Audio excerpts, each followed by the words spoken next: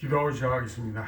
거룩하신 하나님 아버지, 지난 일주일간도 저희들을 지켜주십시고 또 오늘도 이 귀한 날 이 시간 이곳에 모여서 함께 공부할 수 있게 해주셔서 감사합니다. 아멘. 성령님 이 자리에 오셔서 아멘. 저희들을 주관하셔서 아멘. 이 부족한 자식의 마음과 정신과 입술을 주장하셔서 아멘.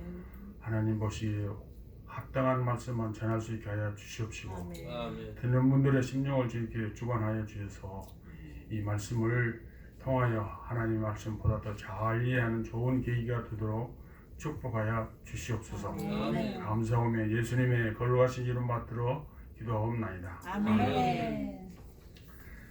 지난번에 신통기 하려다가 시간이 안 돼서 말았습니다. 신통기 하면은 보통 어떻게 이해를 하시는지 모르지만은 지금 37페이지입니다. 신통기는 세오고니아라고 하는 작품의 우리말 번역인데 누가 이렇게 번역을 했는지는 제가 잘 모르겠어요. 아마 일본인들이 하지 않았는가. 옛날에 우리나라 학문이 크게 발달하지 못했을 때는 일본 것을 많이 베꼈었어요. 그래서 아마 중국이나 일본이 먼저 이렇게 이름을 붙였는지 모르지만 상당히 잘 붙인 것 같아요. 그 세오고니아의 뜻은 신들의 족보란 뜻입니다. 그러니까 신들의 어떻게 해서 태어났고 누가 누구의 아들이고 뭐 이런 거에 대한 거거든요. 지난번에는 이제 헤시오드의 이일과 나날에 대해서 말씀을 드렸고 오늘은 신통기에 대해서 말씀을 드리는데 이 신통기는 어떻게 보면은 지금 저 37페이지 신통기 두 번째 줄에 보면은 창세기 11장 이렇게 되어 있는데 이걸 1장에서 11장 이렇게 바꿔 주십시오. 그러니까 창세기 1장에서 11장에 비견할 만하다. 창세기 1장부터 11장까지를 보통 영어로는 Primeval History 이렇게 합니다. 영어로는. 우리말로는 어떻게 하는지는 잘 모르겠어요. 근데 저는 그것을 시원사라고 번역을 했습니다. 시원. 시작한 시자 있다. 그런 할 때 그런 원자 이렇게 해서 시원사라고 했는데 아무튼 여기 보면 이제 하나님께서 세상을 창조하시고 또 인간을 창조하셔서 아브라함을 부르시기 이전까지의 역사가 기록되어 있습니다. 그래서 이 신통기와 이 창세기 간에 약간 비교할 수도 있지 않을까 생각이 드는데 지금까지 제가 알기로는 기독교 신학자들 중에서 창세기 1장과 11장을 신통기와 비교해 가지고 이렇게 저술하는 것은 제가 보지 못했어요. 근데 대신 이따가 이제 말씀을 드리겠습니다만은 창세기 11장에서 11장은 보통은 바빌론 신화와 이제 비교해서 창세기를 진술을 많이 하고 있습니다. 근데 학자들이 의하면은 이 신통기도 바빌론 신화 그리고 히타이트 신화에서 영향을 받았다. 그렇게들 얘기를 하고 있습니다. 바빌론은 우리가 잘 아는 대로 유프라데스 강과 티그리스 강이 만나는 곳 그 북쪽에 위치해 있고요. 히타이트는 지금 터키의 내륙 지방, 그러니까 해안 지방은 이오니아 지방이라고 보통 이제 부르잖아요. 근데 이제 내부 동쪽 지방을 옛날에 히타이트 제국이 여기에 제국을 건설을 했습니다. 그건 뭐 잘 모르셔도 괜찮고요. 근데 이 신통기에 대해서는 두 가지의 견해가 있습니다. 하나는 이게 이제 그 이전에 그 근동 지역의 그 신화들을 잘 체계적으로 정리하고 또 순화를 시켰다. 이게 purified 했다 이런 것이죠. 체계적으로 만들고 또 순화를 시켰다 이런 견해가 하나가 있고 또 하나는 이 신통기가 조금 잘 짜여 있지 못하고 일관성이 부족하다 이런 두 가지 견해가 있는데 이 첫 번째 견해를 갖고 있는 사람 중에 대표적인 사람이 지금 이제 38페이지 제일 첫 패러그래프입니다. 예거라고 하는 사람이에요. 이 베르너 예거라고 하는 사람은 독일 출신의 세계적인 학자인데, 원래는 이 사람이 아리스토텔레스 전공 학자예요. 아리스토텔레스에 대한 책을 지어가지고 아리스토텔레스 연구에 하나의 획기적인 사건을 이룩한, 사람들은 뭐 혁명적인 책이라고 얘기를 합니다. 그만큼 아리스토텔레스 학자로 유명한 사람인데, 이 사람이 이제 그 아리스토텔레스라는 책 외에도 그 파이데이아라고 하는 책을 세 권으로 책을 지었어요. 제가 한번 말씀을 드리는지 모르겠습니다만은 이 책이 히람문을 이해하는데 아주 필수적인 책이에요. 그렇게 권위가 있는 책입니다. 이 예그라는 사람은 그 뒤에 2차 대전 때 나치 정권을 피해서 미국으로 망명 와서 하버드 대학에서 오랫동안 가르쳤고, 또 기독교에도 조예가 깊어요. 기독교에도 관련된 책들을 지었습니다. 그런데 이 헤셔드의 세오고니에 대해서 한 말을 제가 거기다가 번역을 해놨습니다. 제가 천천히 읽을 테니까 한번 같이 보시기 바랍니다. 호모에 있어서도 상이한 신화들을 하나의 보편적인 철학에 의해서 해석하려는 의도의 시초들을 추적할 수 있다. 말을 쉽게 하면은 신화들을 철학적으로 해석하는 최초의 시도가 이 신통기라, 그런 말이에요. 그러나 그의 유리한 작품은 신통기에서 모든 신화를 하나의 포괄적인 철학적 체계속으로 정리한 것은 헤시오도스이다. 그러니까 그런 시도들이 과거에도 있었지만 이것을 철학적인 체계로 정리한 최초의 사람이 헤시오드다. 그런데 이 사람은 그 조금 전에 말씀드렸던 대로 기독교에서도 상당히 그 정통한 지식을 가는 사람인데, 이 신통기는 위대한 작품이라고 그렇게 얘기를 했네요. 저로서는 동의하지 않습니다. 여기에 비해서 또 히랍 문학사라고 하는 권 있는 책을, 상당히 두꺼운 책이에요.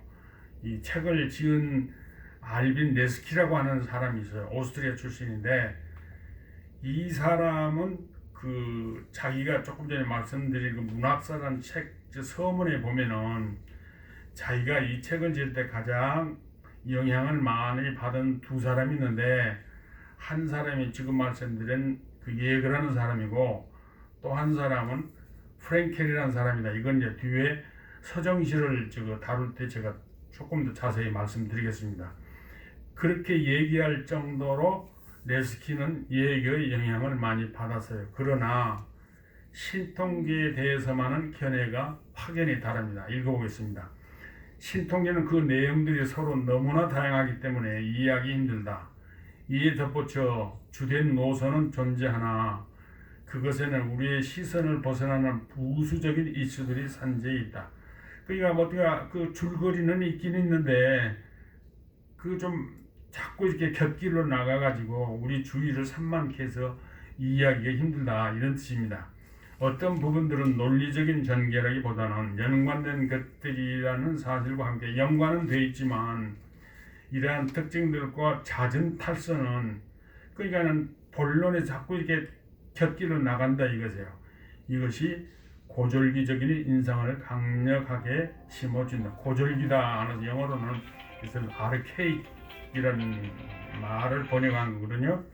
고졸기란 말은 아직 그 수준 미달이다, 서투르다, 졸렬할 졸자입니다. 예고자, 졸렬할 졸자, 그런 작품이다, 이렇게 얘기를 하고 있어요. 둘 다 이렇게 상반된 얘기를 하고 있는데, 그래서 조금 전에 말씀드렸듯이 예거가 이 신통기를 철학적인 체계로 도입했다 하는, 정리했다는 것은 지나친 말인데, 네스키가 또 이 견해에 대한 반박이라도 하듯이 또 이런 얘기를 또 했더라고요. 그 밑에 중간에 보면 그 있습니다. 헤셔드가 히랍 철학의 시초를 보여준다고 자주 행해진 진술은, 그렇게 이제 말들을 자주 하지만 그런 말은 아주 커다란 제한하에서만 받아들여질 수 있다. 많은 조건을 붙여서야만이 겨우 얘기할 수 있는 거다. 그래서 이제 앞으로 이제 배우겠습니다만은 지금 하고 있는 이 히랍 문학은 입문이에요. 입문, 인트로덕션이고 그 다음에 이제 이것이 곧 끝나면은 히랍 철학을 하고 이게 두 번째 인트로덕션이고 우리가 정말 하려고 하는 것은 초기 기독교 사상입니다. 그러니까는 히랍의 사상의 영향을 받아서 어떻게 초기 기독교 사상이 형성되었는가를 살펴보는 것이 이 강의의 이제 목적이고 귀걸이거든요. 그런데 철학은 보통 히랍에서 6세기에 시작되는 것으로 되어 있어요. 6세기 초에 이 이오니아 지방에서 이렇게 생겨나는데 뒤에 외우시겠습니다만은 이 탈레스라고 하는 사람이 최초의 철학의 아버지다 이렇게 로마 제국의 최고의 달변가 키케로가 한 얘기입니다. 그래서 그때로부터 철학이 조금 발달해가지고 히랍 철학이 정점에 도달한 것은 그 4세기 때 플라톤에 의해서 이 정점의 완성을 보고 그 다음에 또 아리스토텔레스에서 조금 다른 방향으로 이렇게 또 발전을 하게 됩니다. 그래 그 이전에는 철학자들 가운데서도 정말 체계다운 체계가 존재하지 않았어요. 그런데 그 훨씬 이전에 그 시인에게서 우리가 철학 체계가 잡혀 있다고 얘기하는 것은 조금 지나친 얘기 같습니다. 아무튼 그다음 39페이지에 보면은 그 8페이지 9페이지까지 이제 신동기 내용을 간추려 놨어요. 신동기 처음에 그 시작을 제가 번역을 해놨습니다. 한번 제가 읽겠습니다. 크고 성스러운 헬리콘 산을 소유하고 보라빛 샘 가까이에서 전능한 제우스의 재단주의를 부드러운 발길로 춤추는 헬리콘 산의 뮤즈들에 대한 노래를 시작하자. 그들은 말들의 샘이라 불리우는 페르메소스 우물 곁에서 우물에서 비단결 같은 몸을 씻은 후 헬리콘산 정상에서 회오리 바람처럼 발을 놀리며 아름답고 우아하게 춤을 춘다. 밤이 되자 그들은 안개에 쌓여 공중으로 올라가며 아름다운 음성으로 신들을 찬양한다. 방패를 든 제우스와 방패는 원래 이제 보통 그 히랍 신화에서는 이 번갯불을 이렇게 던져서 내리치는 신으로 묘사가 됩니다. 그러니까는 번갯불을 내리치다거나 아니면 거대한 방패를 든 신으로 이렇게 묘사가 돼요. 황금의 신을 신고 위험 있게 걷는 그의 아내 헤라, 제우스의 딸인 갈색 눈의 동정녀 아테나. 설명들을 이제 하나하나 하다 보면 시간이 많이 갈 것 같아서 이제 생략을 하고요. 활쏘기를 즐기는 빛나는 아폴론과 아르테미스. 아폴론 신과 아르테미스는 서로 자매예요. 아르테미스 신이 영어로 하면 다이아나가 됩니다. 다이아나 왕비로 많이 알려져 있습니다만은 다이아나 여신은 그 동정녀 결혼을 하지 않았어요. 동정녀로서 그 사냥의 여신입니다. 어쨌든 간에요. 황금의 관을 쓴 헤베와 아름다운 디오네, 레토와 이아페토스, 그리고 책략의 크로노스, 에오스와 헬리오스. 이 헬리오스는 태양이라는 뜻입니다. 그리고 빛나는 셀레네는 달이라고 하는 뜻이고요. 가이아는 지구라는 뜻입니다. 우라노스는 하늘이라는 뜻이고, 그리고 어두운 밤과 불사의 신성한 존재들을, 여기서 우리가 알 수 있는 바와 같이 시인의 주된 의무 중에 하나는 이 신들을 노래하는 것이에요. 그 중에서도 잘 노래하기 위해서는 뮤즈의 도움이 필요하다 라는 것을 이 시를 통해서 알고 있습니다. 그 다음에 이제 보면은 자기 얘기가 나와요. 성스러운 헬리콘산 기슭에서 양을 치던 어느 날, 자기 얘기입니다. 그들은 헤시오드에게 노래하는 법을 가르쳐 주었다. 방패를 댄 제우스의 딸들은 올림포스의 뮤즈들이 맨 처음 나에게 한 말은 이것이었다. 순전한 밥통들인 초원스러운 양치기들이여, 우리는 그럴싸한 거짓말도 할 줄 알고 마음 내킬 때는 진실을 말할 줄도 안다. 뮤즈가 이제 헤시오드에게 한 얘기입니다. 위대한 제우스의 달변의 딸들은 이렇게 말하고 활짝 꽃핀 월계수의 아름다운 가지를 꺾어 내게 건네고 천상의 노래를 내게 불어 넣어주며 앞으로 되어질 일들과 불사의 신들을 찬양하되 처음과 끝에서 자신들을 노래할 것을 명하였다. 도토리나무나 돌들과 같이 하찮은 것들을 노래해서 무슨 유익이 있겠는가. 여기 이제 보면은 자기가 그 양을 칠 때 그 뮤즈들로부터 이렇게 영감을 받아서 시인이 됐다 이제 그런 얘기를 애둘러서 이렇게 얘기하고 있는데 재밌는 것은 이 뮤즈들이 그 얘기 한 말이에요. 우선 처음에는 밥통 들인 촌스러운 양치기들, 양치기들이라는 것은 당시에도 그 사회에서 거의 최하층에 속한 사람들이었습니다. 이 성경에도 보면은 예수님께서 탄생하셨을 때 이 방문한 자들이 그 마태복음에 보면은 동방박사 세 사람들이 이렇게 귀한 사람들, 그러니까 왕이나 왕의 버금갈 만한 비견할 만한 그런 귀족들이 와서 보물을 바치고 경배하잖아요. 그러나 누가복음에는 그 얘기가 없어요. 그 대신에 오히려 들에서 양을 치던 목동들이 와서 경배를 했다. 여기에는 아주 중요한 의미가 담겨 있습니다. 그러나 지금은 그 얘기를 할 만큼 시간적인 여유가 없네요. 그러니까 뒤에 혹시 산상보훈에 대해서 제가 강의할 기회가 생기면 그때 이제 자세하게 말씀드리겠습니다. 총장님과 상의를 해서 뭐 다음 주부터 이 자리에서 오후 3시 예배를 드리기로 했다고 말씀을 하시네요. 주일날. 네, 다음 주 주일날부터. 네, 그래서 원하신다면 제가 특강 시간이 주어지면 이렇게 팔복과 주기도문에 대해서 뭐 강의를 한번 하겠다는 말씀을 드렸어요. 그래서 이 교회를 위해서뿐만 아니라 다음 학기에 학생들을 이게 끌어모으기 위해서도 좀 그런 것이 필요하지 않을까 생각을 합니다. 그때 이제 자세히 말씀드리기로 하겠고요. 그리고 또 한 가지 재밌는 것은 이 거짓말을 할 줄도 안다. 거짓말도 하고 진실도 말한다. 이게 도대체 무슨 뜻이냐에 대해서 학자들 간에 얘기가 많았어요. 무슨 의미냐 이게. 헤시오드가 하고자 한 말이 뭐냐. 어떤 사람들은 그걸 아마도 이것은 호모를 비판한 것이 아니겠느냐. 호모의 신들에 대한 얘기는 사실상 거짓말이다. 이 말을 지금 헤시오드가 하고 있는 거다. 이렇게 해석한 학자들도 있어요. 그러나 저는 그게 동의하지 않습니다. 만약 그랬다면 헤시오드가 신통기를 짓지를 않았을 거예요. 그러니까 신통기도 그런 거짓말로 가득 차있고 사실은. 그래서 이 말이 의미하는 바는 시인은 비록 거짓말 같지만은 신화들을 이용해서 신들을 찬양하고 영웅들을 기리는 그런 시를 짓고 방송하는 것이 시인들의 직책이요 의무이다.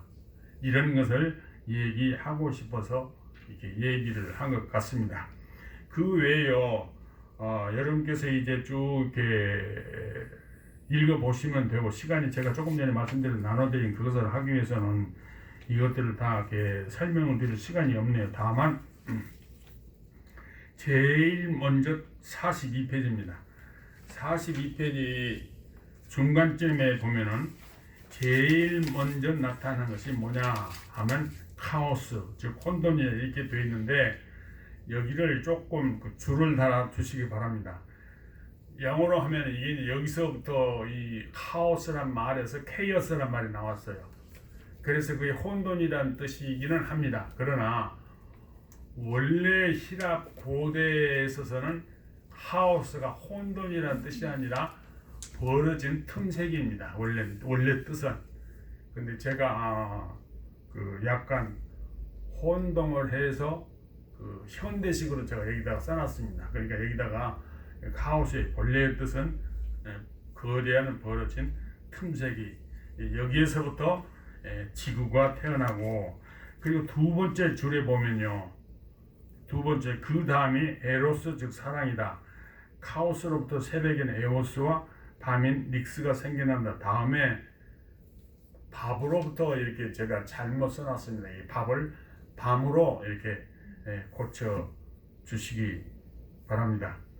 그리고 이제 그 밑에 보면은 이 아프로디테가 생기게 된 그 얘기가 여기 있어요. 그 얘기를 잠깐 제가 해드리겠습니다. 이 우라노스는 조금 전에 하늘이라고 그랬잖아요. 하늘의 신, 가이아는 땅인데 땅의 신이에요.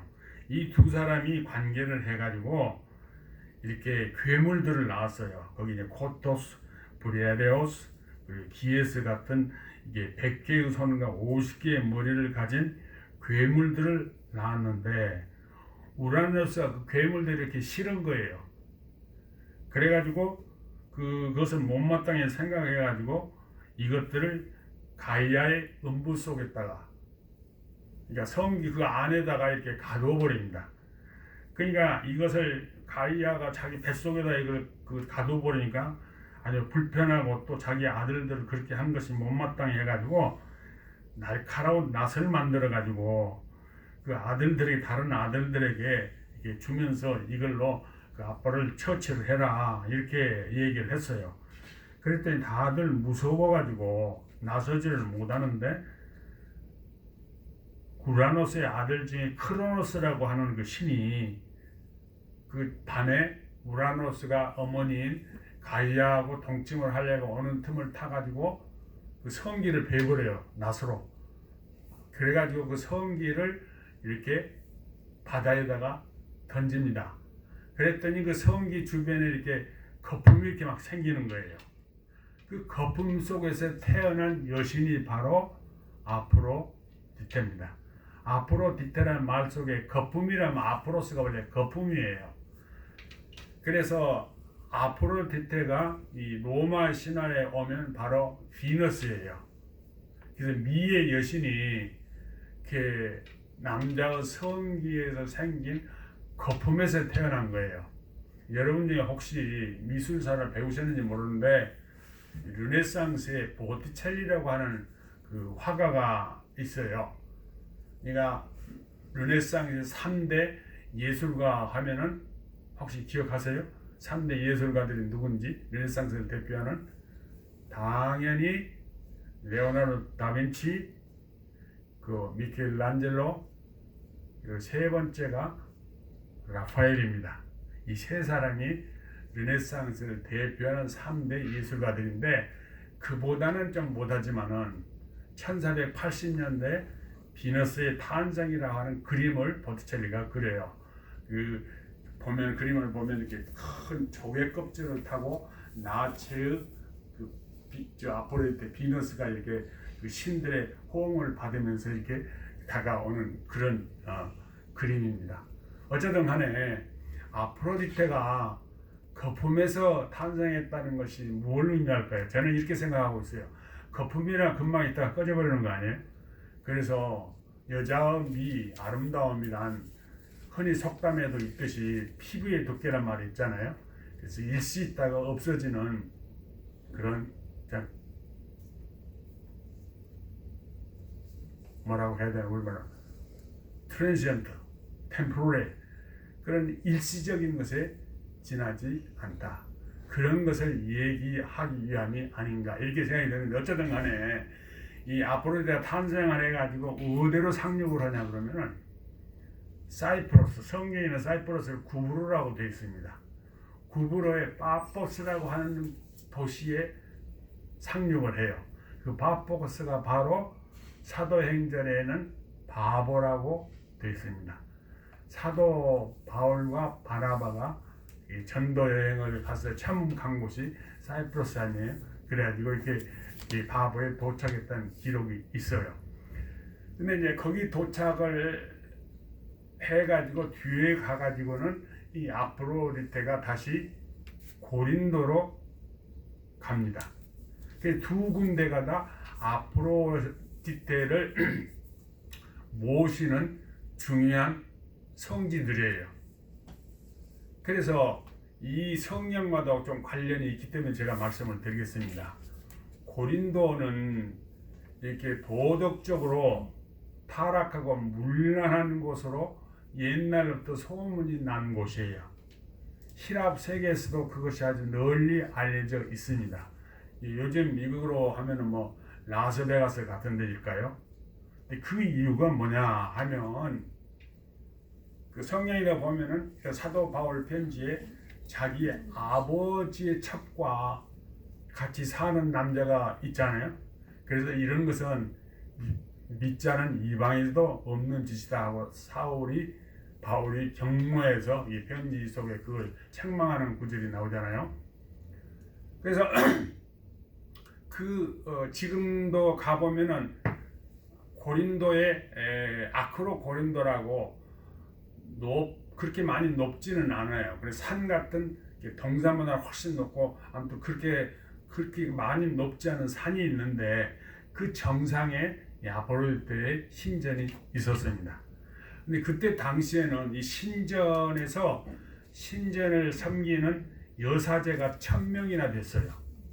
이 1000명이 바로 성경 구약에도 나오는 그 성전에서 일하는 매춘부들입니다. 그러니까 그 당시에 최고의 미녀들을 골라서 아포로디테를 모시는 여사제를 만들었어요. 그래서 지중해 연안의 청년들이 바라는 꿈이 뭐냐? 내가 아포로디테와는 직접 관계를 못할망정 천하의 미녀들인 아포로디테를 받드는 사제와 한번 관계를 하는 거다. 그래서 그 지중해 연안의 수많은 젊은이들이 이렇게 고린도로 모여들었답니다.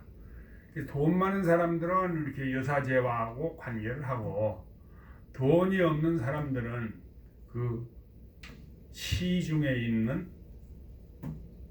일반 창녀들과 관계를 했다는 것이에요. 그리고 고린도가 당시에는 유명한 항구였습니다. 고린도에 보면은 레케온 항구가 북쪽에 있고 남쪽에 순간적으로 남쪽 그 항구 이름이 딱 생각이 안 나네. 갱그레아 항구군요. 갱그레아 항구에서 사도 바울이 서아시아로 갈 때 머리를 깎아 서원을 했다 그 기록이 나오지 않습니까? 두 개의 항구에 남과 북에 이렇게 있어요.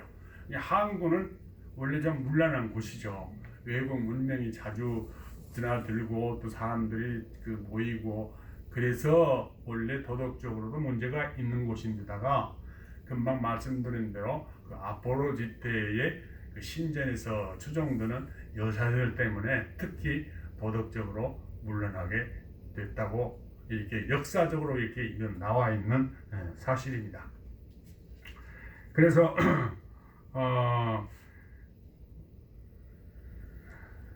그 다음에는 또 이제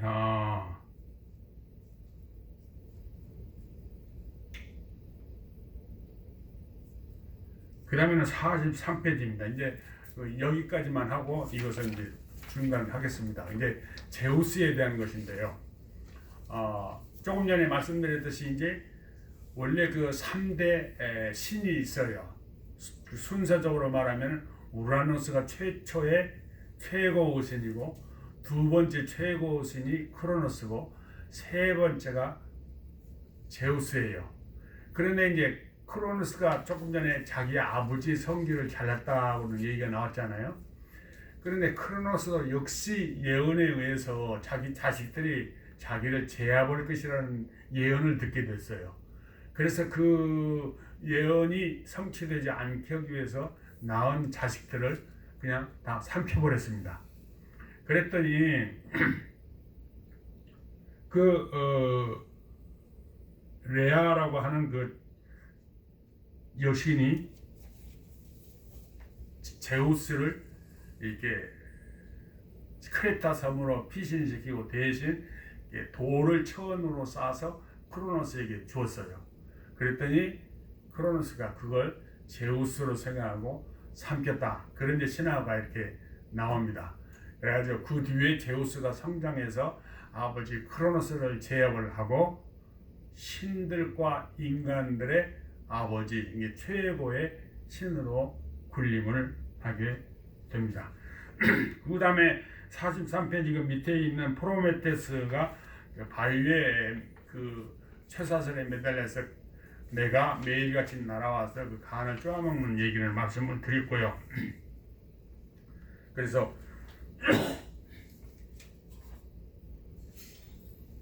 뭐 자세히 해드리면 좋겠지만 이 또 제가 나눠드린 자료를 좀 말씀드려야 하기 때문에 이 그 해시오드에 대한 것은 이걸로 마치도록 하겠습니다. 제가 이제 나눠드린 그것을 보시면요, 지금까지 많은 학자들이 이 창세기 1장, 1, 2장, 특히 1장이 바벨론 신화로부터 영향을 받았다. 이게 한두 사람이 주장한 게 아니에요. 그 조금 리버럴한 구약 학자들의 책을 보면 다 이 얘기가 나옵니다. 근데 그 중에서 대표적인 학자가 둘 있어요. 여러분 들어보셨는지 모르지만 기억에 두시기 바랍니다. 거기다가 적어놨어요. 한 사람은 율리우스 벨하우젠이라는 사람이고 또 한 사람 세 번째 줄에 있습니다. 헤르만 궁켈. 이 둘 다 독일 학자들이에요. 지난 150년간을 구약학계를 주름 잡은 사람들입니다. 이 벨하우젠이라는 사람은 문서서를 확립한 사람이고요. 다큐멘터리 하이포테시스라고 하는데 이건 다음에 기회 있으면 그때 이제 자세히 설명드리겠습니다만은 모세 오경이 4개의 자료를 근거로 해서 편집되었다라는 것이 그 이론의 골자예요. 그 다음에 이 궁켈이라고 하는 사람은 이 창세기와 시편의 연구를 해서 대단한 업적을 이룩한 사람이에요.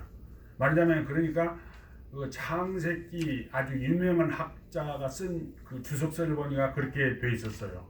이 궁켈 이전으로는 다시는 창세기 연구가 돌아갈 수가 없다. 그러니까는 그만큼 이게 중요한 연구를 한 사람이 궁켈이라는 사람이. 그래서 이 두 사람 중에서도 특별히 바벨론 신화를 전폭적으로 다룬 학자는 이 헤르만 궁켈이라고 하는 사람입니다. 그러면 이들이 주장이 뭐냐 하면은 바빌론 신화 중에 에누마 엘리스라고 하는 서사시가 있는데 이 서사시로부터 영향을 받아서 창세기 1장을 기록하였다. 이게 이제 이들의 주장이에요. 그러면 에누마 엘리시라고 하는 말은 무슨 뜻이냐? 이제 그 장편의 서사시를 에누마 엘리시라고 부르는데 그렇게 부르는 이유는 이 서사시의 첫머리가 에누마 엘리시라는 두 단어로 시작을 한다는 것이에요. 그 뜻이 위에서 뭐뭐 할 때, 영어로 거기다 써놨습니다. When on high, the heavens, 이렇게 나가는 것이에요. 그런데 이제 그 첫 두 절을, 서사시의 두 절을 제가 해놨어요. 제가 읽어드리겠습니다. 위에 있는 하늘들이 아직 명명되지 않았고 아래에 있는 땅도 그 이름이 선포되지 않았을 그때에. 그러니까 아주 최초의 이제 이런 뜻이에요. 그때 제일 먼저 등장한 신들이 두 사람이 있었는데 그 한 사람이 압수고 또 한 사람이 티아맛입니다.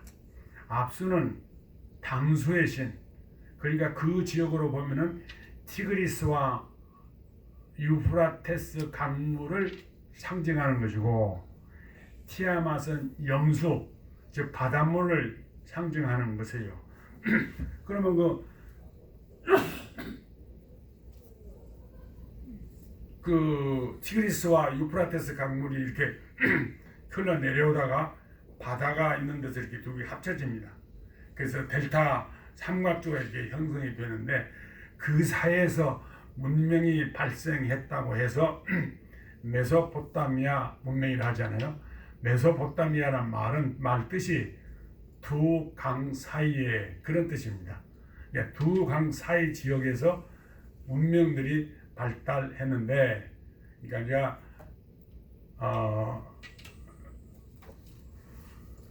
마지막 강성한 나라가 바벨론이고 그 앞선 나라가 아시리아입니다. 제일 먼저 문화가 발달한 그 나라는 수메르 아카드입니다. 그건 또 다음 기회에 제가 말씀드리기로 하고요. 그래서 그 강물과 바닷물이 이렇게 결합을 해가지고 신들이 탄생한다 이겁니다. 그래가지고 신들이 탄생하는데 이 신들이 그 새로 태어난 마이너 가스 신들이 떠들고 소란을 피우고 하니까 그 압수라고 하는 신이 아주 그 신들 때문에 신경이 거슬린 거예요. 얘들이 너무나 떠드니까 이 일에 집중도 못하고 밤에 단잠을 잘 수도 없고 해서 이것들을 그냥 해치워야 되겠다 이렇게 이제 결심을 했어요. 티아맛은 그 아내에 돼가는 그 티아맛은 그걸 이제 만료를 합니다. 그런데도 이제 결심을 굽히지 않으니까 그 뒤에 태어난 신들이 결합을 해가지고 이 압수를 제거해 버립니다.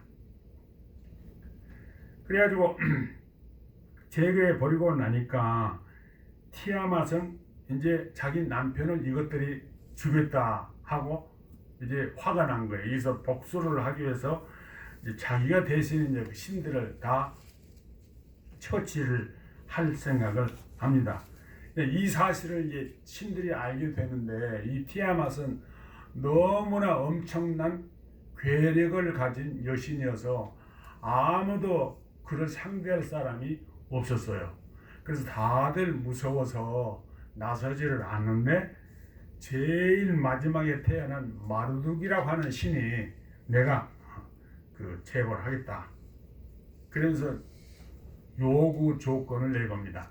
만약 내가 그 티아맛을 처치를 하면 이 신들과 인간을 지배하는 권한을 내게 달라.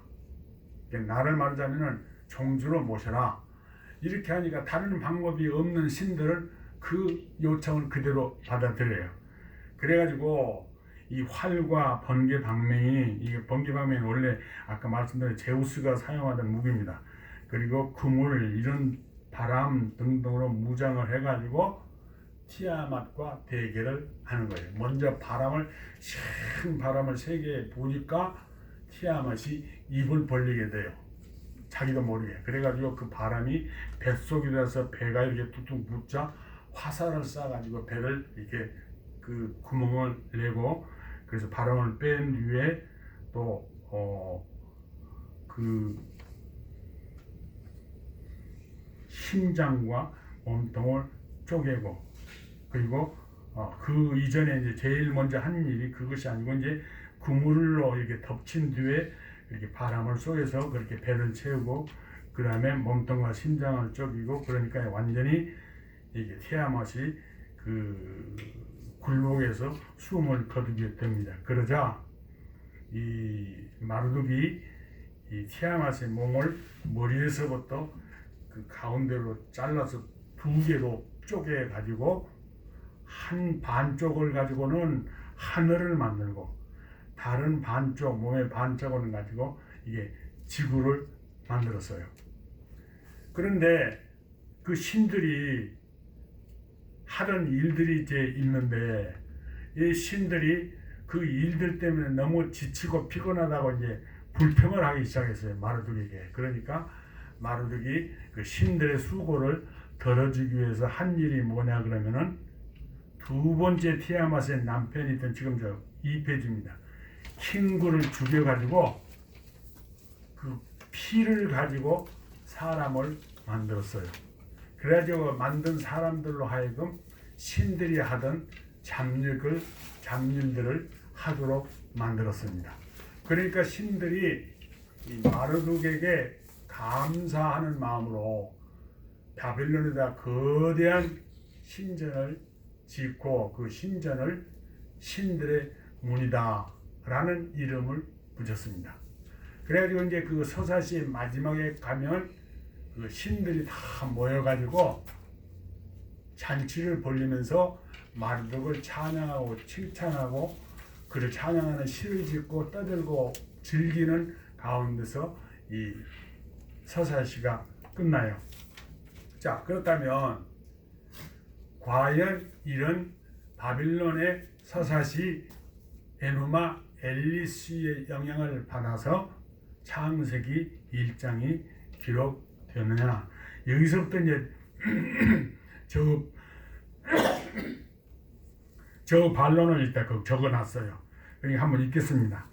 창세기 1장이 바빌론 신화 특히 에누마 엘리스의 영향을 받아 기록되어 주장하는 학자들은 많지만 아무도 지금까지 그런 주장을 뒷받침하는 뚜렷한 증거들을 제시하지 못하였다. 그들은 다만 창세기 1장과 에누마 엘리스를 비교 검토하여 약간이라 유사점이 발견되면 그것이 창세기가 에누마 엘리스의 영향을 받은 것으로 유추할 뿐이다. 이게 학자들이 지금까지 관행이에요. 그런 예들 중에 하나가 창세기 1장 2절에 땅이 혼돈하고 공허하며 흑암이 깊음 위에 있고 하나님의 신은 수면에 운행하시더라 라는 말씀이 있어요. 2절에 이렇게 되어 있습니다. 그런데 그 기쁨이라고 번역된 히브리어가 뭐냐? 테홈이에요. 그 테홈이 학자들에 의하면은 어원적으로는 바빌론 말로 이 티아맛에 해당한다. 그러니까 사실은 그 기쁨이라는 것이 그 티아맛을 의미하는 것이고, 그렇다면은 하나님께서 티아맛을 제거하고 정복해가지고 결국 세상을 만드셨다는 것이다. 이런 식으로 주장을 했다 이겁니다. 하지만 제가 이제 말씀드렸듯이 이런 이 둘 사이에는, 그러니까는 창세기 1장과 에누마 엘리시 사이에는 유사점들보다는 차이점들이 더 많이 존재한다. 그 중에 뚜렷한 차이점을 두 가지로 고려해 본다면 하나가 신관이다 이거예요. 신관이 너무나 뚜렷하게 차이가 난다. 창세기 1장과 에누마 엘리시의 가장 큰 차이는 무엇보다도 신관에서 찾을 수 있다.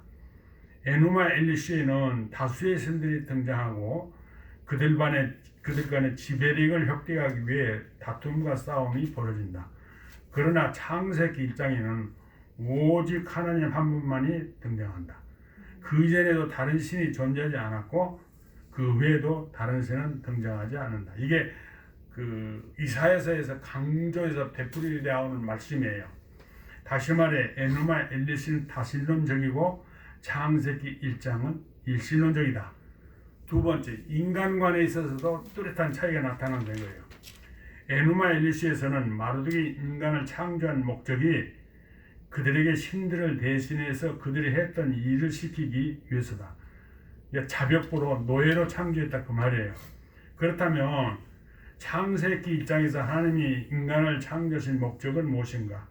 그 목적이 분명히 명시되어 있지는 않지만 창세기 1장 26절과 28절을 통해서 그것이 무엇인가를 미루어 짐작할 수 있다. 1장 26절은 다음과 같이 기록되어 있다. 하나님이 이르시되 우리의 형상을 따라 우리의 모양대로 우리가 사람을 만들고 그들로 바다의 물고기와 하늘의 새와 가축과 온 땅과 땅에 기는 모든 것을 다스리게 하자 하시고, 이 구절을 통해서 알 수 있는 바는 하나님께서 인간을 창조하신 목적은 하나님을 대신해서 세상과 그 속에 있는 만물을 다스리게 하시기 위함이었다. 이에 덧붙여 하나님께서 인간을 창조하신 또 하나의 이유가 있다면 그것은 아마도 그들과 교제하시기 위함일 것이다. 이러한 사실은 창세기 3장 8절을 통해 유추할 수 있다. 여기는 날이 서늘할 때 하나님께서 동산을 거니시는 것으로 되어 있는데, 이것은 하나님께서 아담과 하와를 창조하신 후로 매일같이 그들을 찾아오셔서 에덴 동산을 그들과 함께 거니시며 대화를 나누셨다는 것으로 보인다. 그러니까 하나님은 자신을 대신해서 세상을 다스리게 하실 뿐만 아니라 그들과 교제하시기 위해서 아담과 하와를 창조하셨던 것이다. 하나님께서 이들과 교제하시기 원하신 것은 이들을 다른 피조물들과는 달리 자신의 형상대로 직접 만드셨기 때문이다. 하나님께서는 그 누구에게도 부여하신 적이 없는 특권을 인간에게 부여하신 것이다.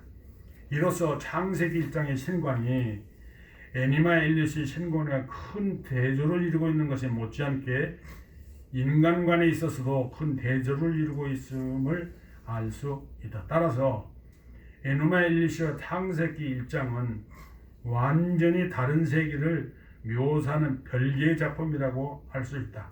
유사 작품이 아니다 이거예요. 이게 창세기가 에노마 엘리시를 모방해서 영향을 받아 지은 것이 결코 아니다 이겁니다. 바로 이러한 이유 때문에 창세기 1장은 에노마 엘리시 영향을 받아 쓰였거나 그것의 모방이 아니라 그에 대한 비판과 질책을 담고 있다는 것이 정통 보수주의적인 학자들의 공통된 견해이다. 그 밑에 줄을 달아놨어요. 어디가 이런 말이 나오냐. 그리고 이러한 견해가 옳은 것이다. 실제로 지금까지 아무도 창세기 1장이 잘못되었다는 것을 증명한 학자는 없었다. 요즘 널리 알려진 빅뱅 이론도 증명되지 않은 하나의 가설일 뿐이다. 하이포테시스일 뿐이에요. 설자가 아니고 설사라고 고쳐주세요. 저 오타가 있어요 가끔.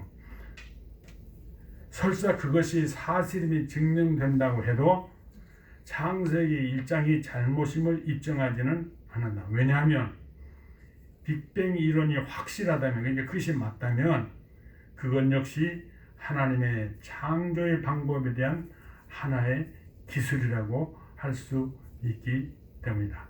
빅뱅과 같은 방법을 통해서 하나님께서 세상을 창조하셨는데 그 당시에는 그렇게 했으면 아무 그걸 이해를 못해요. 그래서 이해할 수 있을 정도로 기록하는 것이 창세기 1장이다. 그런 뜻입니다. 다시 말해 여기서부터 또 이제 중요한 거예요.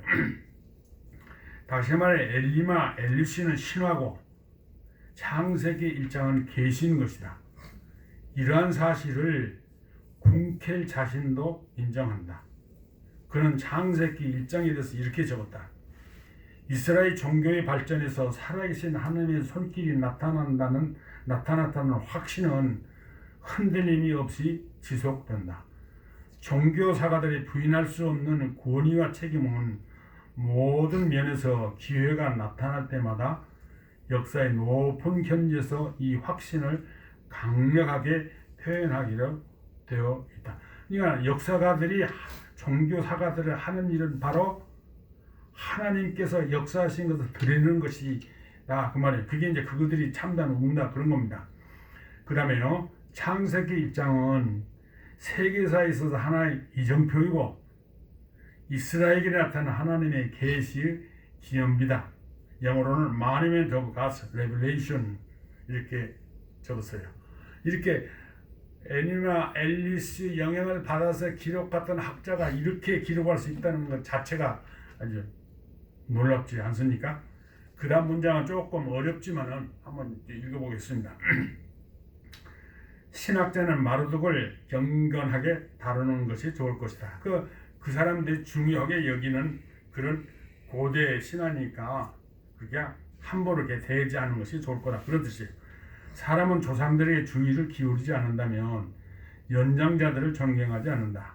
하지만 그럼에도 불구하고 우리가 다른 고대 신화를 가치 여기는 것과는 완전히 다르게 창세기 1장에 대해서 가치를 부여할 수 있는가? 다른 것은 오래됐기 때문에 많은 사람들이 그것을 그냥 받아들이고 믿어왔기 때문에 가치를 인정하는 거지만은 창세기 1장은 차원이 다르다 그런 말이에요. 우리의 과학적 견해들 자체가 창세기 1장을 전제로 하고 있지 않은가? 이 사람들은 특별한 견해를 여기다 썼어요. 과학적 견해 자체도 창세기 1장에서부터 출발한다 이런 이 사람 얘기로는 창세기 1장에 전제되어 있는 유대적 초자연적인 하나님에 대한 이해조차도 우리의 경건하면 최고가 아닌 것으로 보일 수 있지 아닌가. 정말 하나님을 사모하는 현대적인 입장에서 보면은 그것도 오히려 부족하다 이런 뜻이. 그럼에도 불구하고 창세기 1장 속에서 우리는 우리가 믿는 하나님을 발견할 수 있다. 모든 다른 우주 기원론들은 영어로는 코스모 가니스라고 합니다. 우리들에게는 다만 흥미로운 고대의 유물들일 겁니다. Only interesting antiquities. 그러니까 역사도 아니고 계시는 더구나 아니다. 그런 뜻입니다. 본켈이 말한 대로 창세기 1장은 하나님의 계시다. 하나님의 계시는 시대의 제약을 받지 않는 만고불변의 진리다. 예수님께서 요한복음 8장 32절에서 진리를 알지니 진리가 너희를 자유롭게 하리라고 말씀하신 것처럼 진리는 우리를 자유롭게 한다. 왜냐하면 그것은 우리로 하여금 어떤 다른 그릇된 이론이나 규약에 얽매이지 않게 하기 때문이다. 그러니까 세상에서 누군가가 무슨 말을 하고 주장을 할지라도 우리는 거기에 대해서 신경을 쓰거나 구속을 받을 필요가 없다. 그런 뜻입니다. 아멘. 네. 아멘. 아멘입니까? 아멘. 네. 감사합니다. 질문 있으면 하시고요. 없으시면 이걸로 오늘 강의를 마치도록 하겠습니다. 하나님 아버지 감사합니다. 세상 학문과 더불어 하나님께서 계시하에 기록된 창세기 1장을 그것과 비교해서 검토함으로써 과연 그것이 하나님의 참된 계시고 진리의 말씀임을 깨닫게 해주셔서 감사합니다. 그 말씀 붙들고 승리하는 삶을 살게 도와주시옵소서. 아멘. 감사합니다. 예수님의 거룩한 이름 받들어 기도나이다. 아멘.